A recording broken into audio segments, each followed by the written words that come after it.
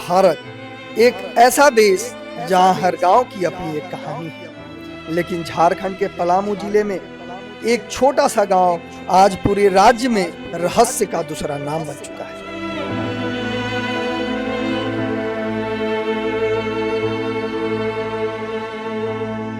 एक घर, एक परिवार और देखते ही देखते 6 जिंदगियां हमेशा के लिए खामोश हो गई। आखिर ऐसा क्या हुआ कि कुछ ही दिनों में पूरा परिवार उजड़ गया? क्या यह किसी रहस्यमयी बीमारी का कहर है? क्या यह स्वास्थ्य व्यवस्था की बड़ी चूक है, या फिर वह सच जिसके बारे में गांव में अलग अलग कहानियां सुनाई जा रही है?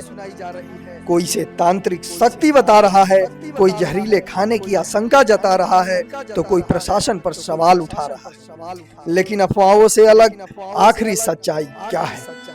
इन्हीं सवालों के जवाब तलाशने और हर पहलू की पड़ताल करने न्यूज स्प्रेड की टीम पहुंची सीधा उसी गांव में, जहां हर गली, हर घर और हर चेहरे पर आज भी डर और रहस्य की परछाई दिखाई देती है। क्या इस गांव का रहस्य आज खुलेगा? क्या 6 मौतों की असली वजह सामने आएंगी? आइए बिना किसी अफवाह के सिर्फ तथ्यों और सबूतों के साथ शुरू करते हैं पलामू के इस सबसे बड़े रहस्यमय मामले की पूरी पड़ताल।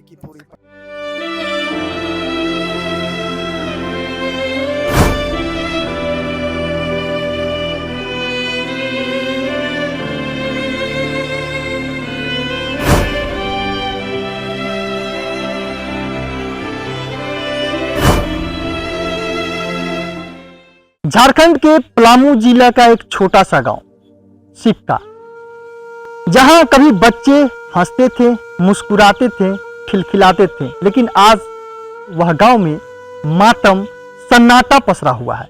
आखिर क्यों? नमस्कार, मैं हूं प्रिंस शुक्ला और आप देख रहे हैं न्यूज स्प्रेड। आज मैं लेकर आया हूं आपको झारखंड के एक रहस्यमयी गांव में। तो चलिए लेकर चलते हैं पूरी कहानी की ओर। उनके मन में भरा हुआ डर, यही चीज हमें खींच कर लाता है इस गांव में कि आखिरकार ये रहस्यमयी कहानी कहां तक हमें लेकर जाती है और इसके पीछे का सच क्या है। नमस्ते, मेरा नाम है अंकित शुक्ला और आप देख रहे हैं न्यूज स्प्रेड।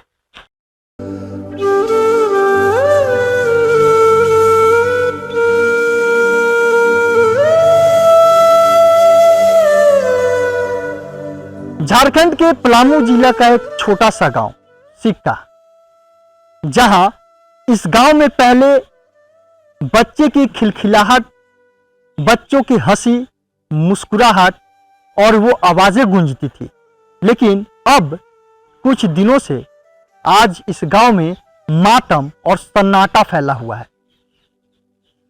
क्या रहस्यमयी मौत का कारण है?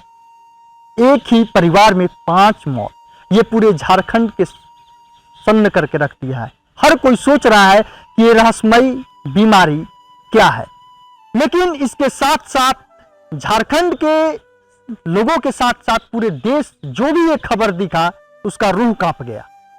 सबके मन में बस एक ही सवाल है, एक ही सवाल गूंज रहा है कि क्या है वह रहस्यमयी बीमारी, कैसे हुई ये मौतें और क्या था कारण। तो हर किसी के मन में, हर किसी के जहन में सुलगता वो सवाल। हर किसी ने एक सवाल पूछना शुरू किया, हर किसी के मन में, जहन में एक सवाल उठना हुआ कि आखिर कैसे हुई ये मौतें। कहीं चर्चा चल रही है कि गांव में भूत प्रेत का साया तो नहीं है, गांव में झाड़ फूक का मामला तो नहीं है, तो कहीं यहां बीमारी बताई जा रही है। अब हम जानेंगे, हमारे साथी बताएंगे कि क्या विशेषज्ञों का राय है या फिर सचमुच कहीं इस गांव में आत्मा तो नहीं भटक रहा है। किसी ने सोचा था कि एक ही परिवार के 5 सदस्य बिछड़ जाएंगे, लेकिन ये सच है। जब मैं इस गांव में पहुंचा तो मैं मौजूद उस जगह पे हूं।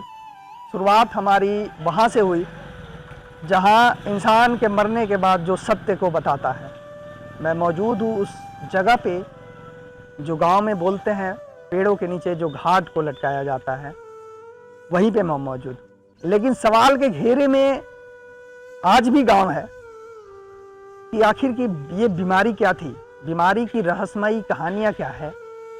तो जो रिपोर्ट आता है सरकारी हॉस्पिटल के द्वारा, हमारे सिविल सर्जन जो अनिल श्रीवास्तव जी हैं, उनके द्वारा जो रिपोर्ट आता है, उनका कहना ये है कि कटैला का फूल जो होता है उसको तेल में मिलाने से ये सारी कहानियां बनती हैं।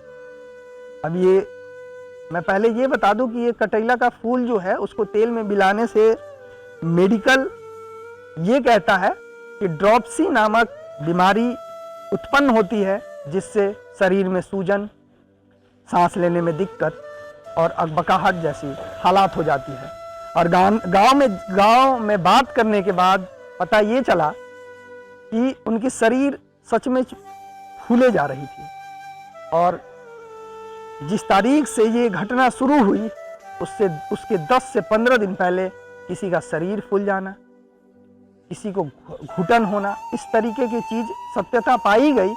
लेकिन आज भी गांव कंफ्यूजन में जी रहा है कि क्या कटैला का फूल खाने से ऐसा हो सकता है। क्योंकि कुछ लोगों से बात करने के बाद उनका कहना ये है, कुछ गांव में लोगों से जब मैंने बात किया, उनका कहना ये है कि गांव में जानवर भी हैं, उस फूल को हम यूज करते हैं घाव में लगाने के लिए। आखिर गाय उसे चाटता भी है, खाता भी है, फिर जानवर का मौत नहीं होता, इंसान के साथ ऐसा क्यों। मैं मौजूद वहीं पे हूँ जहाँ कुछ दिन पहले पूरे घर में एक परिवार की खिलखिलाहट उठती थी, वही आज घर अपने आप में एक रहस्यमयी बन चुकी है। जानते हैं पूरी कहानी और पूरी रहस्य को, इसके पीछे का कारण क्या है। तो सबसे बड़ा सवाल उठता है जांच का विषय। जांच के पीछे जो लगे स्वास्थ्य विभाग या खाद्य सुरक्षा विभाग और अन्य संबंधित जितनी भी एजेंसियां वो जांच में जुट गई।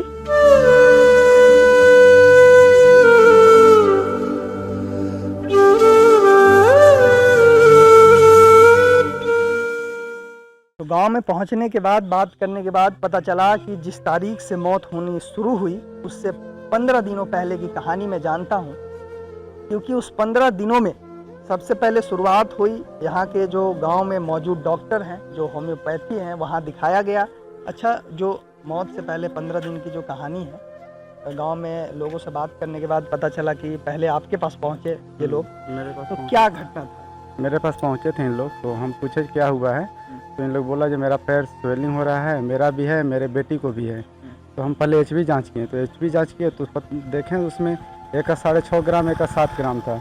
तो हम बोले जी आप लोग सभी का ऐसे हो रहा है तो सभी का ही कम होगा। तो इन लोग के सजेशन दिए कि आप लोग सदर हॉस्पिटल चले जाइए, वहाँ पे हीमोग्लोबिन है, तो अपना कोई आदमी है तो देख करके चढ़वा लीजिएगा या फिर खरीद के चढ़वाइएगा, आप वहाँ चले जाइए।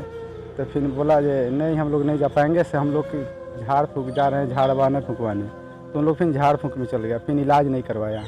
जब पहले आपके पास कितने लोग पहुंचे उस घर? मेरे पास 3 लोग पहुँचे थे।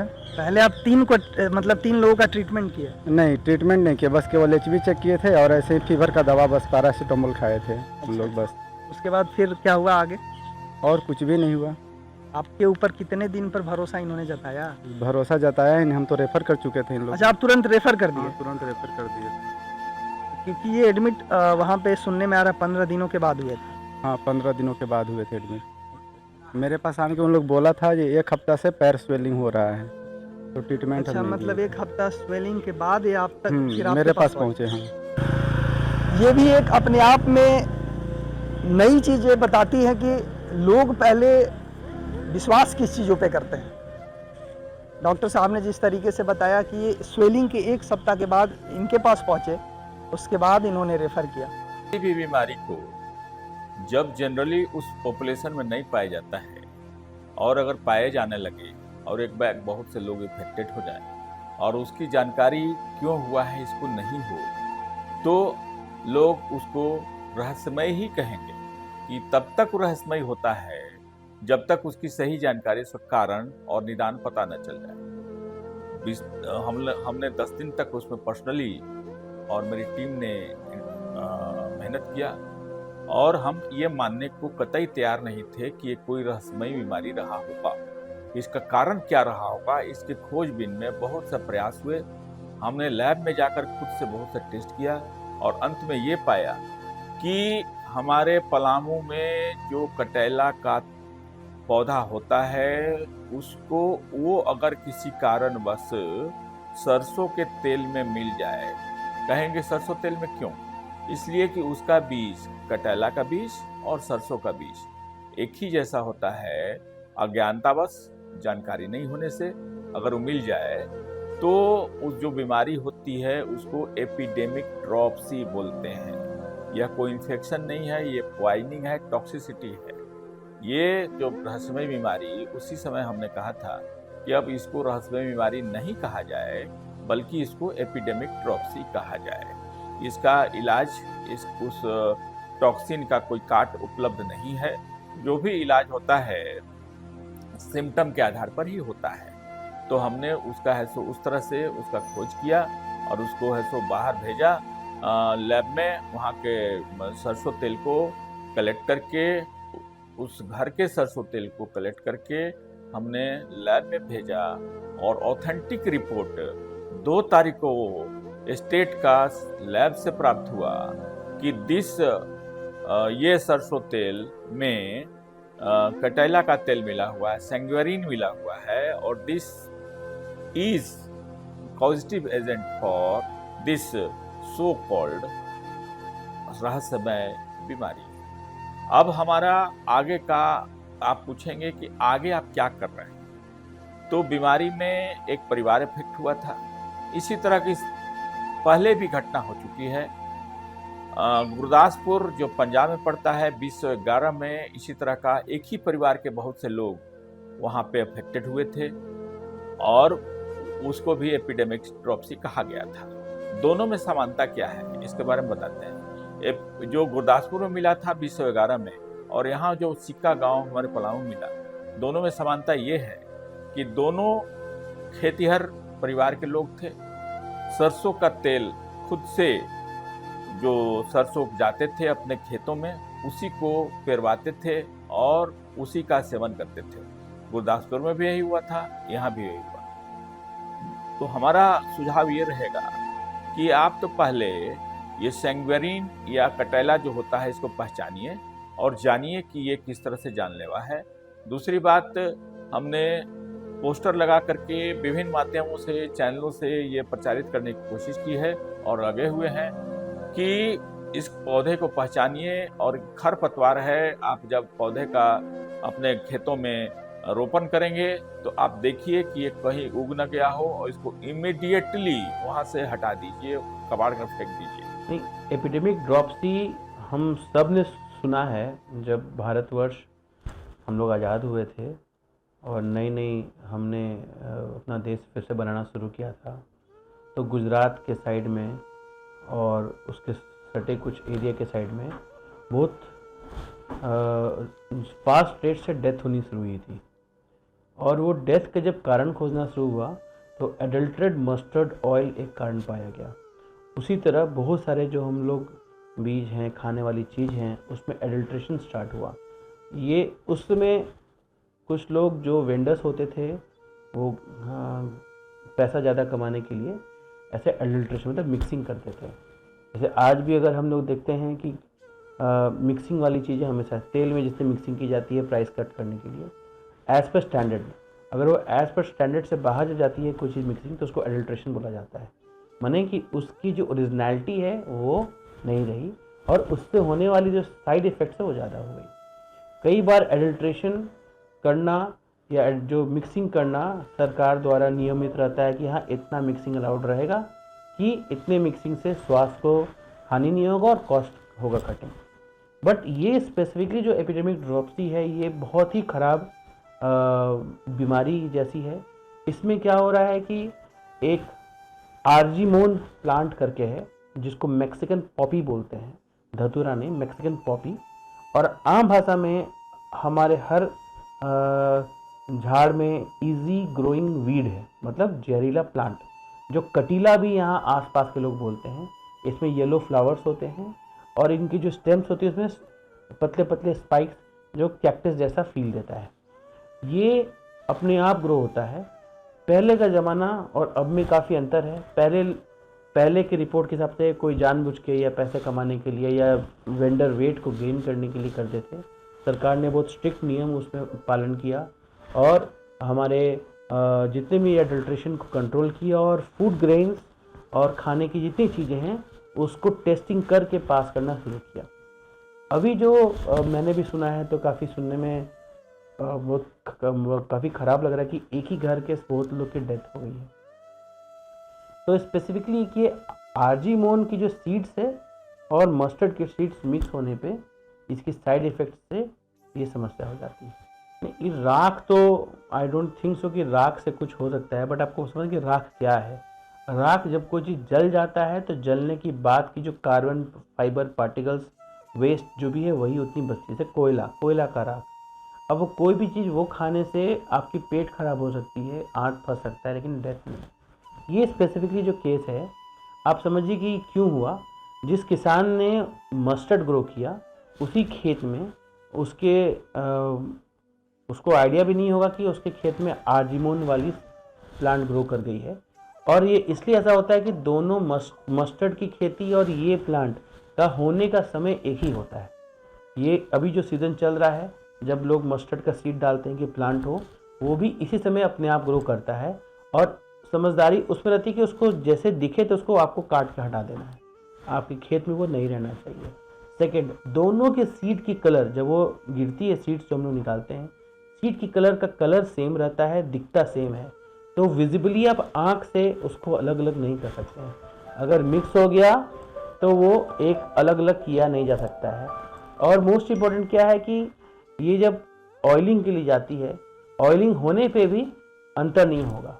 लेकिन एक बहुत खास करके अंतर है, अगर कोई मस्टर्ड ऑयल रेडिश कलर दे रहा है, ऑरेंजिश रेड ऊपर से टॉप बन रहा है, तो वो एडल्ट्रेट है, वो प्योर नहीं है।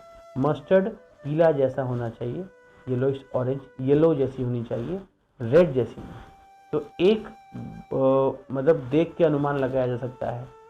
और ये जो आर्जीमोन सीड्स है जो आमतौर पर हम लोग कटेला बोलते हैं, पॉपी नहीं, मतलब पॉपी सीड्स बोलते हैं, धतूरा नहीं। धतूरा एकदम अलग चीज़ है।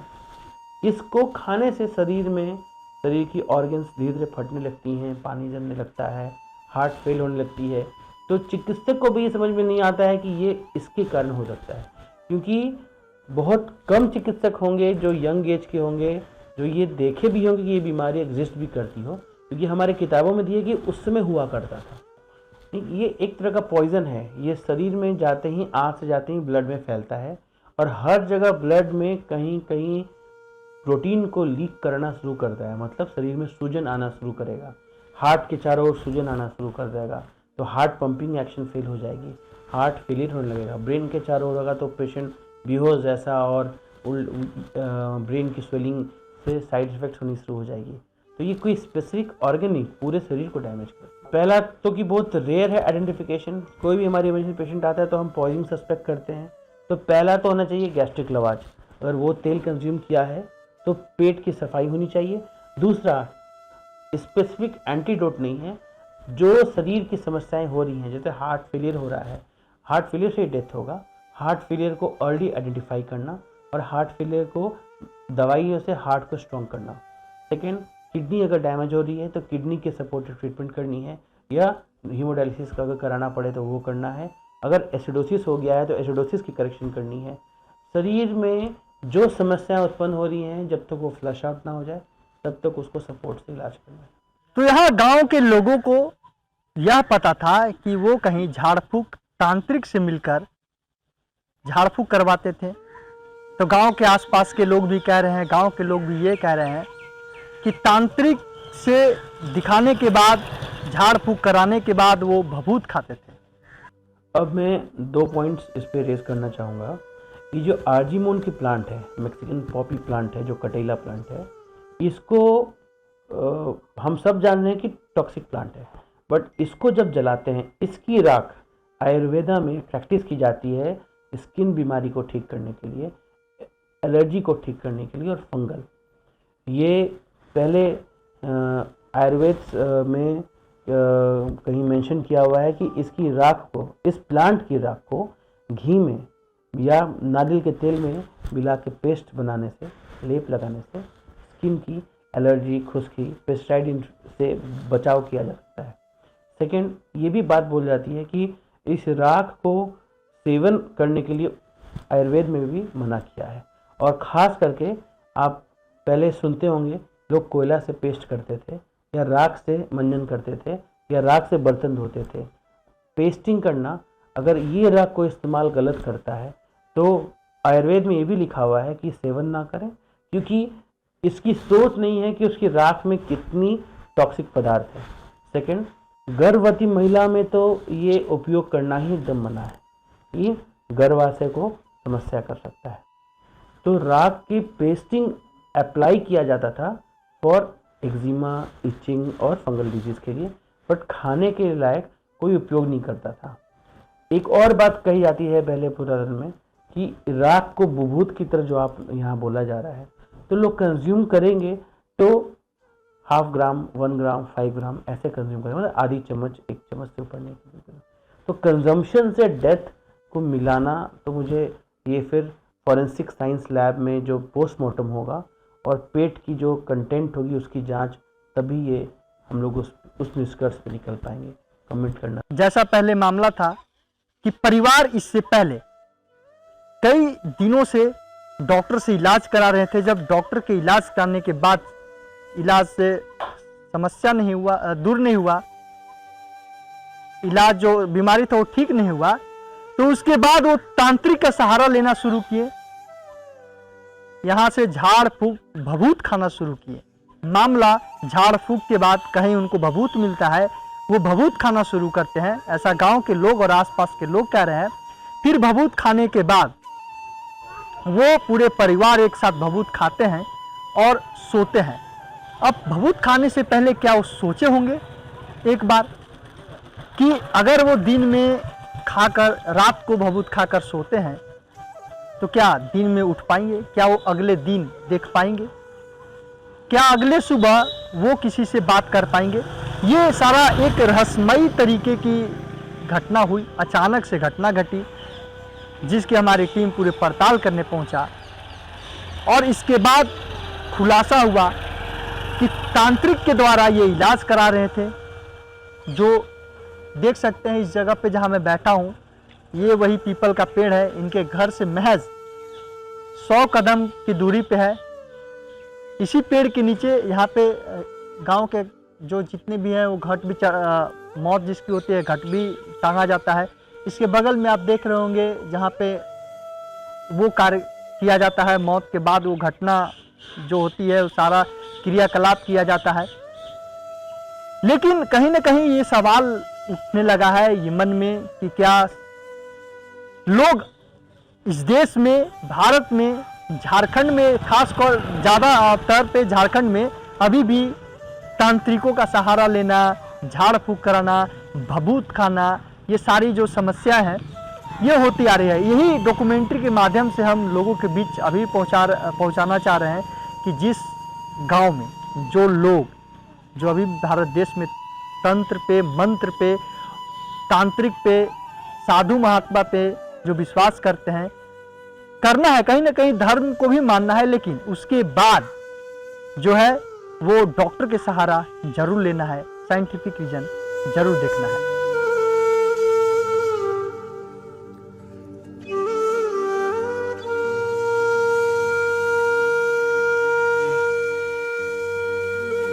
सांस जब फूलने लगता है, सांस लेने का, ये तो भीतर से जो है कि फेफड़ा से, सीना से जो है उसको तो अल्ट्रासाउंड हुआ या सीटी स्कैन कराइए, इसमें कोई ज़रूरत नहीं है, ये सब चीज़ कोई ज़रूरत नहीं है। अब झाड़ फूक करने से क्या हो जाएगा? लोग तो कहता है कि नहीं से दलिया देखो, चावल लेके चलता है, तो चावल तो अन्न देवता है, उस चावल तो अन्न देवता है, अन्न देवता है, मगर हम लोग खाते कैसे? वो सब गलत चीज़ है। क्या चीजों को, बीमारी को और ये सब भभूत से दूर कर दिया जा सकता है कि नहीं? जी नहीं, कोई भभूत से नहीं होगा दूर। तो ये और लोग जो ये करते हैं, भभूत दे देते हैं, वो सांत्वना देता है लोग। क्योंकि हम आपके पास इसलिए पहुंचे हैं क्योंकि आप बहुत सालों से कर रहे हैं। हम जब बचपन में थे तब आपका नाम सुने थे और इसलिए हम आप तक पहुँचे कि ताकि लोग इससे जागरूक हो कि ऐसा करना है या नहीं। जैसे अभी एक केस था जिसमें 6 लोगों का मौत हो गया था, उसमें गाँव का कहना था कि कुछ भभूत मिलाने से, तो ऐसा हो सकता है? भभूति से क्या होगा? क्या कहलाता है भभूति? वो तो राख है, हाँ, उसमें कौन सा विटामिन है, कौन सा तत्व है? सही बात। वो तो राख बना हुआ है। कोई उज्जैन का जो महाकाल का भभूति तो नहीं है वो। क्या थोड़ा सा प्रसादी ले लीजिएगा तो आपको सारे रोग खत्म हो जाएगा? ये सब फालतूया चीज है, हम इसको नहीं मानते हैं। तो लोगों को आप क्या कहना चाहते हैं लोगों को तो ज्यादा हम बचने के लिए? हाँ, बचने के लिए तो डॉक्टर से सलाह लेने, डॉक्टर से दिखाएं। हमारे पास तो अभी एक आदमी आया था, तो उसका शरीर सूजन था, पूरा अथी हुई था, तो लगा देखने हम के हमारे पास इसका इलाज नहीं है, जाकर डॉक्टर से मिलिए। हम क्या डॉक्टर हैं? हम कौन सा पढ़े हैं? डॉक्टर के बनने में 1 करोड़ रुपया खर्चा होता है, हम कौन करोड़ पढ़ गए हैं? सही बात है, हम इसका नहीं इलाज कर पाएंगे ना, देखते हैं इसको। सही बात। अरे हल्का फुल्का हुआ, जिससे भी शुगर देखना होता तो हल्दी से झाल फूल देखते हैं, मगर उसको खिलाने के लिए हम नहीं दे सकते हैं। हमारे पास उतना मंत्र नहीं है कि उसको हम जादू है कि बस छू मंत्र हो जाएगा, लोग खा लो खा। अच्छा, किन किन चीज़ों को मतलब आप लोग देख सकते हैं कि अगर ये इस चीज़ का इलाज हो सकता है शायद? जैसे पेट वगैरह दर्द होता है ना, हाँ हाँ गैस, जैसे गैस बन जाता है, हाँ, गैस को हुआ, जॉन्डिस हुआ, ऐसा कुछ झाड़ फूक होता है, समझे? ये सब फालतू चीज का हम लोग नहीं करते हैं। हम लोग जैसे कि 20 वगैरह हल्का में हाँ, 20 हुआ, अपने मामे से भी पूछ सकते हैं, 20 वगैरह हो गया, गैस के लिए टेबुल है, जॉन्डिस वगैरह हो गया, ये सब झाड़ दीजिए। इसमें खांसी, भेड़ा, मुर्गा, चकनादार वधाई करने का जरूरत नहीं है। ये झाड़ फूक करना सबसे गलत चीज है। किसी को बुड़बक बनाना हुआ, फंसाना हुआ। तो आप लोगों ने सुना, इस गलत अफवाहों में ना रहें, हाँ। क्योंकि हम इनसे मिले और जो सच था तथ्य के साथ इन्होंने बताया कि ये जितने भी सब चीज़ है सब फेक है। और आखिरी चीज, एक बड़ी सीख, ये घटना सिर्फ आज एक परिवार के साथ नहीं, आगे की सीख बन चुकी है कि आपका विश्वास कहाँ पे आपको लेकर जाता है। आपके बीमारी के साथ आपको किन सब चीज़ों में विश्वास करना चाहिए, क्या सही है क्या गलत है, पहले जान ले, उसके बाद आगे बढ़े। जो कहानी हमें सिक्का गांव की बताती है, वो यही बताती है कि आपका निर्णय आपका भविष्य को तय करता है। पलामू के एक छोटा सा गांव में जो रहस्यमयी बीमारी था, उसके बारे में जाना, मैंने बताने की कोशिश किया, सत्य क्या है, तथ्य क्या है और हकीकत में क्या कुछ जो बीमारी था, जो मौत हुई उसके कारण, ये सब विस्तार से मैंने जाना, लोगों से बात भी किया, जिस चीज़ को तथ्य तक पहुंचाए और चीज़ों को आपको दिखाने का प्रयास किए। और मैं भी जो चीज़ों को फाइंड आउट किया और जानने का कोशिश किया, और अगली भी कहानी हम इसी तरीके से आपके साथ लेकर आएंगे, तथ्य के साथ चीज़ों को स्प्रेड करना जो हमारी चैनल का नाम है। और इसी तरह हमारे साथ बने रहे और देखते रहे द न्यूज़ स्प्रेड।